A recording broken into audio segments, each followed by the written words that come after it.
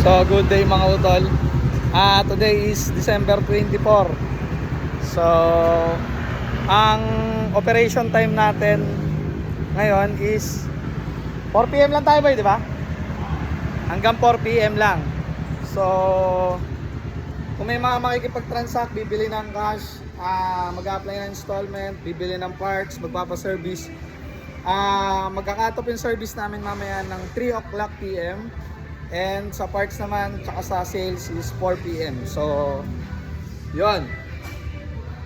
Kaya, baka magulat kayo, early close kami ngayon.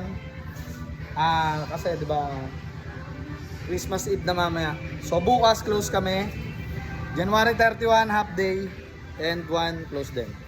So, yun lang muna sa ngayon mga utol. Kung may tanong, drop lang ng comment or PM.